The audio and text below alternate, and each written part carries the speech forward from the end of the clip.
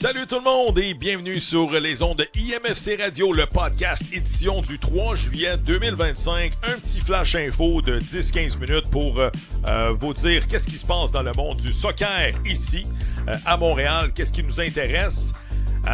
Moi, qu'est-ce que j'ai fait cette semaine? Je vais faire comme les autres podcasteurs, dont mon ami Nilton et Sofiane.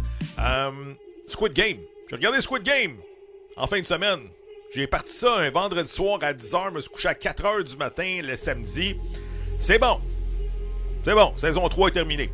Voilà pour le volet Netflix. Victoire de 1-0 du CF Montréal dans son dernier match contre le NYCFC. Ça, c'est ceux qui jouent dans un stade de baseball.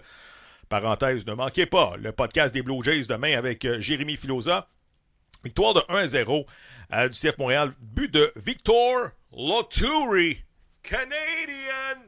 Ça, c'est Jay Onwright qui dit ça, je pense, sur les ondes de TSN. Victor Loturi qui marque son deuxième de la saison. Dante Silly qui va d'une bonne frappe enroulée.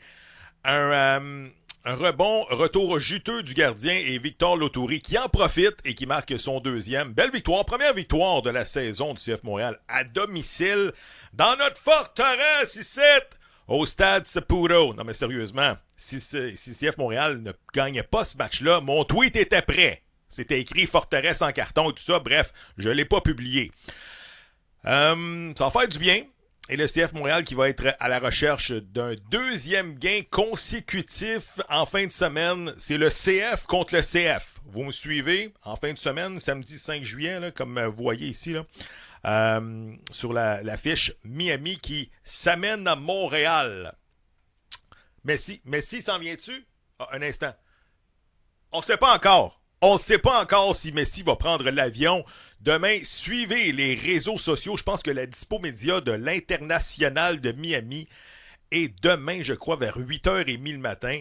Et probablement qu'on en saura un peu plus du côté de Lionel Messi. J'espère qu'il va être là.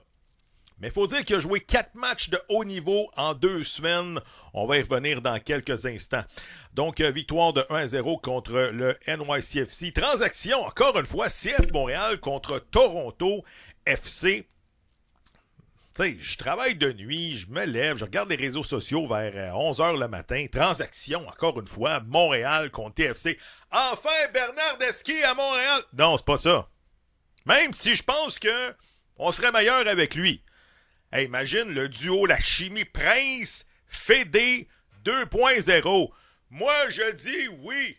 Ça n'arrivera pas, mais regarde, on rêve. CF Montréal qui, notamment, a annoncé avoir fait l'acquisition d'un montant de 75 000 $ de gamme puis d'un choix de 3e ronde au prochain Super Draft, je pense, 2026, contre Malik Henry.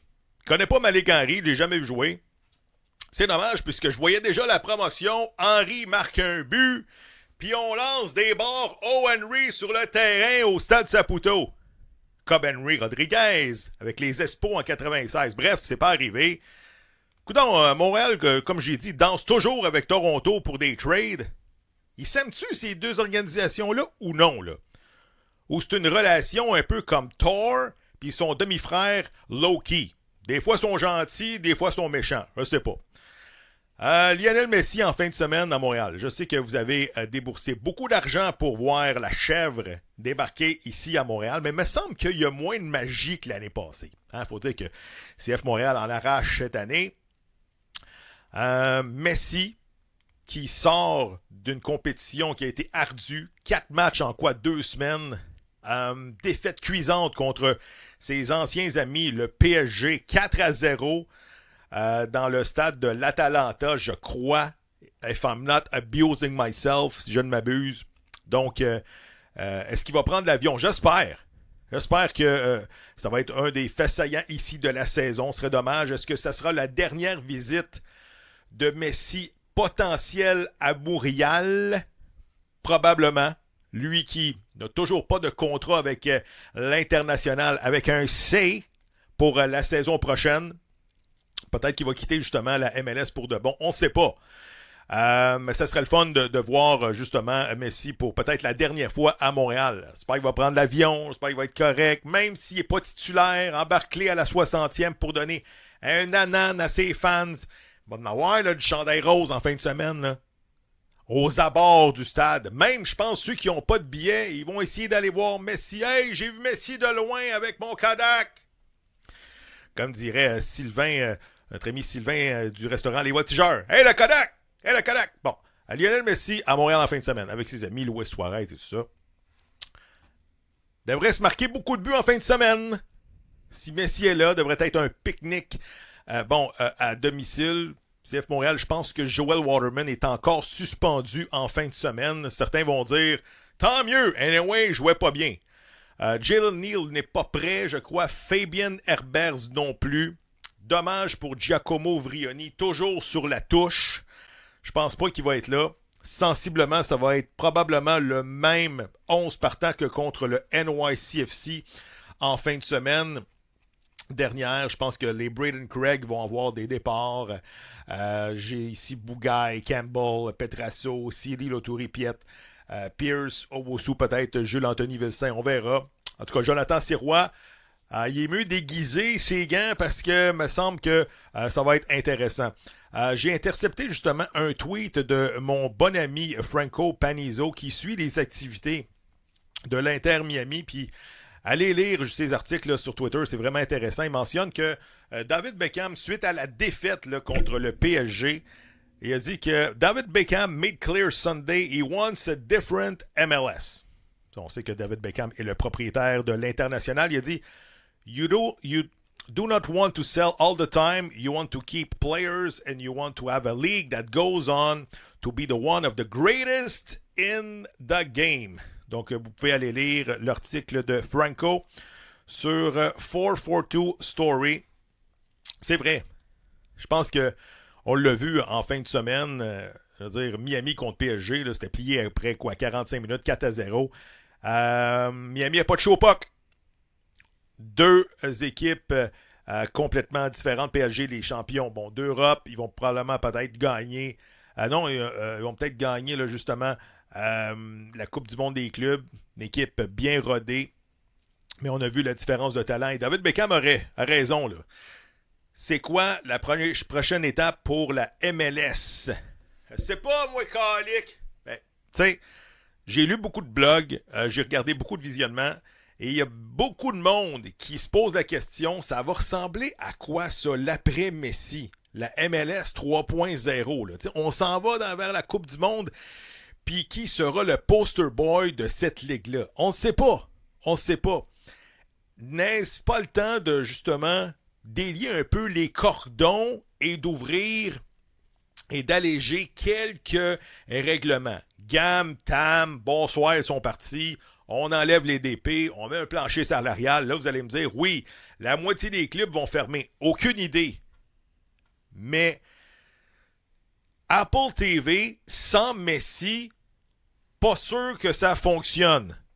En tout cas, je referme la parenthèse, mais j'ai bien hâte de voir ce que David Beckham, qui on sait, là, a beaucoup d'influence auprès du commissionnaire Don Garber.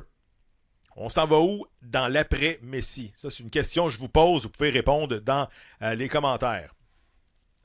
Au rayon des bonnes nouvelles, Jonathan David, from Ottawa, Canada, devrait, je vous dis devrait avec un D majuscule, s'aligner avec les Juventus de Turin.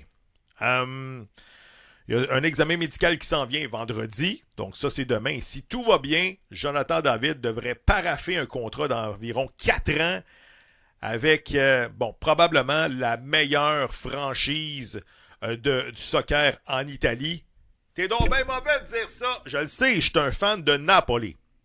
Je sais que je me fais pas beaucoup d'amis présentement, mais David, qui l'a prouvé, par tout ce qui a passé, je veux dire, il jouait au Parc des Hirondelles à Ottawa il y a quelques années, s'en va en Belgique, brûle la Ligue, s'en va en France, marque une tonne de buts, avec le Canada, ça va bien, Coupe du monde 2022, il charrie le Canada sur ses épaules. Quoi? Ils ont perdu?